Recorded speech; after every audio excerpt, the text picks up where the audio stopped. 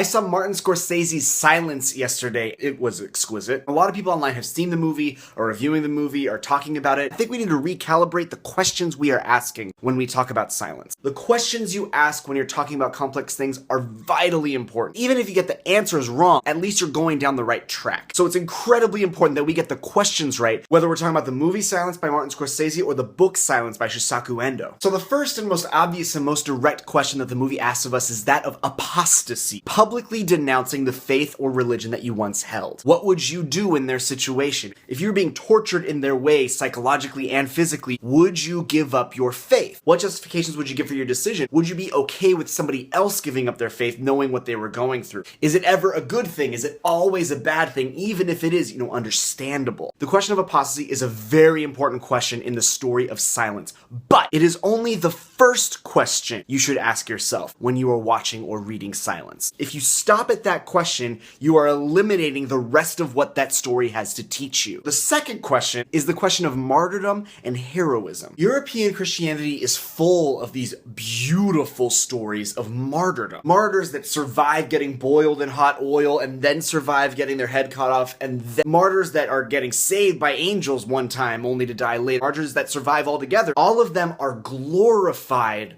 martyrdoms. And that's part of why they're so attractive to Western Christians, including the main character in Silence. But what's depicted in the movie is not glorious and it's not miraculous. It's just death. It's sad and they're gone. You definitely don't feel like there is one more Christian glorifying God in heaven. You just feel like there is one less Christian glorifying God on earth. The story of Silence makes comfortable Christians like the main character and like me come to terms with the actual nature of what martyrdom is, what it costs, looks like, sounds like. It's hard. It is rated R. Then the movie asks you, what do you do when the martyrdom you thought was so glorious was actually that painful and quiet? The next question that Silence wants us to ask is the question of the missionary impulse, that need to go out and spread the gospel. It's in the Bible, and some people just have it more than others. That need to get out of where I am now so that I can tell somebody else about Jesus. And what happens when that impulse is combined with the colonial impulse, the impulse to go somewhere else to get their money and land? A lot of modern takes on Christian history judges Christianity based on its ability to separate those two impulses and only do one and minimize the other. How successfully can you do that? What's the possibility? Is it impossible to do within an individual person? And how important is that really when the society you go to is as blatantly unjust and dehumanizing as Japan in the 1700s? Being a missionary also often involves translating what you're trying to say, not just to the language of the people, but to the understanding of the people. Blessed Oscar Romero would give homilies where he would compare the Holy Spirit to the wind blowing away the husks of a coffee bean when you threw the coffee beans up in the air, leaving the good stuff down on the ground. It's the same metaphor that Jesus made with wheat and chaff in the Bible, but translated language-wise and culturally to the people he was talking to. At what point are you translating, and at what point are you changing the teaching? To what extent are the people you're preaching to able to receive what you were telling them? To what extent is the faith that they have received themselves actually the faith that you were teaching? How much is it mixed with their other superstitions? Another way to look at it is, how long after St. Patrick did it take Ireland to lose its superstitions of its Celtic past? And how long would that have taken in Japan? Are the generations that are required for that process to happen unacceptable,